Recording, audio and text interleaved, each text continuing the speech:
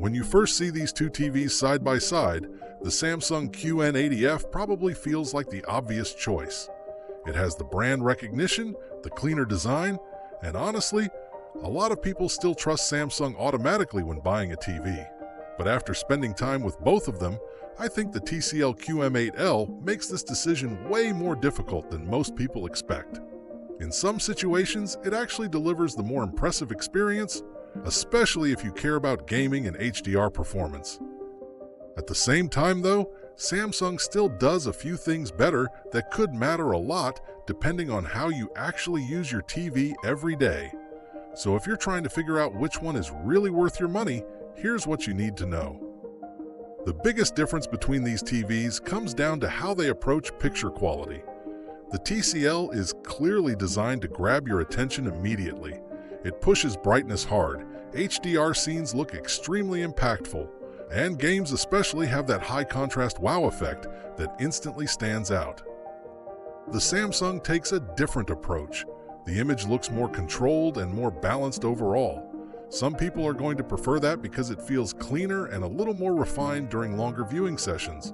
But if we're talking about pure visual impact, the TCL definitely feels more aggressive. And honestly, for gaming, that aggressive approach works really well. On a PS5 or Xbox Series X, the QM8L looks fantastic. HDR highlights pop more, bright effects feel more intense, and the overall image just feels more exciting in modern games. Input lag is low, motion handling is solid, and overall it gives you that premium gaming feel that people usually expect from more expensive TVs.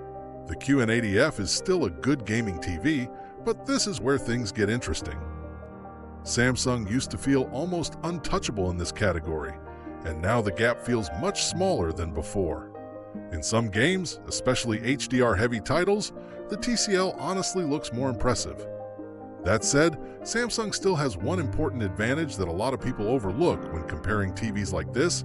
Processing in this matters more than spec sheets make it seem. When you're watching lower quality streaming content, older movies, YouTube videos, or heavily compressed content, the Samsung usually does a better job cleaning up the image. Things look smoother, more natural, and a little more polished overall. The TCL still looks good, but sometimes it pushes sharpness and contrast so aggressively that lower quality content can start looking messy. Most people won't notice it immediately in a store, but after living with the TV for a while, it becomes easier to spot. For current pricing and availability, you can check the links in the description. For movies, the experience also changes depending on your room.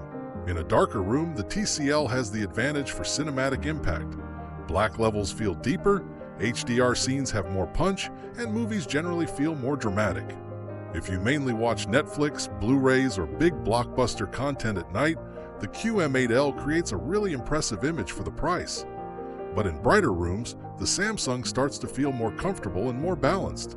Reflections are handled better, colors stay controlled, and the image feels easier on the eyes during longer viewing sessions. And honestly, this is probably the biggest thing buyers should understand before choosing between them. The TCL is trying to impress you immediately. The Samsung is trying to stay consistent long-term. Neither approach is necessarily wrong. It just depends on what kind of viewer you are. Now, before I give the final recommendation, if you want to check current pricing and availability for both TVs, you can find the links in the description below. So which one is actually the better buy?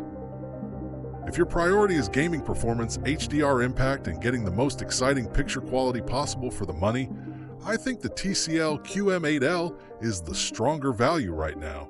It delivers a surprisingly premium experience and competes much closer to higher-end TVs than most people expect.